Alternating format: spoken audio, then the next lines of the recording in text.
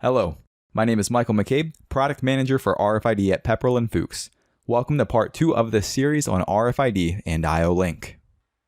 In this video, I'm going to be hooking up an RFID head to an IOLink master.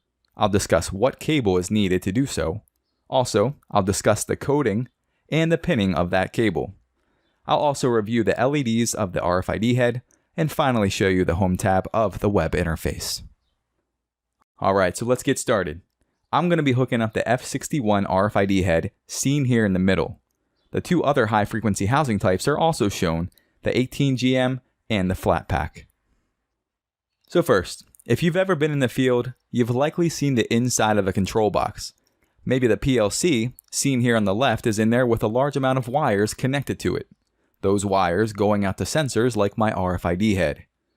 You may ask, doesn't all of this wiring take a lot of time, money, and materials to wire up? And with so many connections, aren't there more chances for errors? Yes. IOLink is a low-level networking solution that helps us solve these problems. So real quick, an example of how to use IOLink. I can place an IOLink master out onto the factory floor next to an application, and then connect some sensors and actuators to it. Going this route means I don't need to run all the wires from each sensor back to the PLC in the control box. This greatly reduces wiring. And when I hook up a sensor or actuator to my IOLink master, I'm only using one cable to do so. So easy. Now these 3 or 5 conductor, unshielded cables with an M12 connection are common, easy to work with, and relatively cheap. And when used with IOLink devices, can be up to 20 meters long. Since shielding is not necessary, there's no specific guidelines which need to be followed when laying the cables. In general, this connection style is known as point-to-point. 2 devices connected to one another. This ensures fast, bidirectional communication and makes replacement of devices quick and easy. Remember, it's easier to connect a cable than it is to wire. So here's a nice picture which shows an IOLink master set up next to an application. This is an ICE1 IOLink master. It actually provides A ports and B ports, and I'll talk about those in a moment. You can see that cables are easily run to the sensors, and there's a couple cables to run back to the PLC which provide power and communication. This setup is super clean, versatile, and because it's IOLink, an operator has access to a lot of real-time data regarding the health and current status of this application. For example, if a sensor is having issues, an operator located remotely could be notified and make sure the issue is fixed before a larger problem occurs. So first, these cables which connect our IOLink masters to our actuators and sensors, like my RFID head, are A-coded, and you can see the picture here on the left. It notes that anywhere from 3 to 5 pins are used, each pin having a specific function. Here is a closer look at A coding. We'll connect a cable from here out to our RFID IOLink head. Now, how many pins your IOLink device will use often comes down to how much power is needed and whether or not the manufacturer wants to provide some additional functionality to their IOLink device. So, how much power do we need? Well, an RFID head doesn't need much power, so the 200 milliamps, which A ports provide, are more than enough. The ICE2 IOLink master that I'm using uses only A ports, and it has 8 of them. You can see those 8 IOLink A ports shown here. This is from the datasheet. The 200 milliamps which the A port provides is usually enough for most applications. Now here's a question. If I hook up 8 RFID read heads, or 8 different devices to my IOLink master, will they communicate just as fast if less were hooked up? The answer is yes, they will communicate just as fast. This is because each port has a separate IOLink chip. Some IOLink masters have B ports, as we saw in the previous slide, and these are great if you need an additional supply voltage.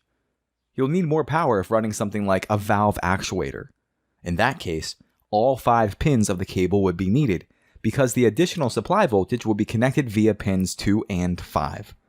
Speaking of pins, let's discuss these a little bit further. Again, my RFID head doesn't need an additional supply voltage, so it only requires the use of pins 1, 3, and 4. And this can be confirmed in the RFID head's datasheet or manual. As seen here, you see that only pins 1, 3, and 4 are used, while the 2-pin is not connected. As a side note, if you have a 3-pin cable, that cable is only using pins 1, 3, and 4. You might think that a 3-pin cable would use pins 1, 2, and 3, but that's not the case. So again, we're seeing that pins 1, 3, and 4 not only provide power to the IO-Link device, but thanks to pin 4, the device can be either configured for an IO-Link signal or a standard digital in or digital out signal. An IO-Link signal carries lots of data, and it does this by going up and down very quick at specific lengths. It's kind of like a really fast Morse code. And when set up as a standard input-output device, the signal is either up or down, on or off, high or low, whatever you want to call it. The RFID head is not this type of device. It requires that IO-Link signal to communicate that large amount of data that's provided. Just think about all the data that needs to be written or read from a tag. Now here's an example of an A port compared to a B port. So again, what if you're using a sensor where the manufacturer offers some additional functionality, such as an extra digital in or digital out signal? Well, you at least need to use a cable with 4 pins, because the 2-pin is where that additional functionality would be used. You can see that on the left-hand side, DI/DQ means this pin could be used as an extra digital in, digital out. Again, my RFID head doesn't utilize this pin. As we saw before, pin 2 is not connected. And of course, if you need an additional supply voltage, you'll need a 5-pin cable and a B port seen on the right. In this case, pins 2 and 5 can be used to hook up an additional galvanically isolated voltage supply. In general, a lot of IO-Link devices just use 3 pins. IO-Link allows plug and play, which means communication starts right when I plug the RFID head in.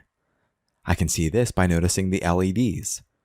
Here, the flashing green LED indicates that IO-Link communication is active, and the blue LED indicates a read-write attempt is currently being performed. If I place a tag in front of my RFID head, the yellow LED indicates a read attempt was successful. Again, I'll talk more about reading and more specifically writing to a tag in video 6. So for now, let's go take a look at the Home tab in the web interface. Here, we see this information is only about the ICE2 block. I can see the model number, the part number, and how long the block has been running. But again, since the RFID head is plug and play, we can immediately go see information relevant about it. And that's going to be the focus of the next video, where I'll start discussing the diagnostic and configuration tabs of this awesome web interface. Again, my name is Michael McCabe, Product Manager for RFID at Pepperl+Fuchs. And as always, remember that Pepperl+Fuchs is a leader in industrial automation. So click the subscribe button below to see the new industry-leading products that we come out with. And if I did a good job on this video, please click that thumbs up button so others can find it more easily.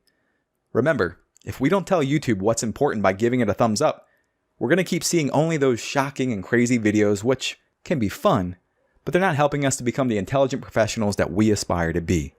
Thanks, and I'll see you next time.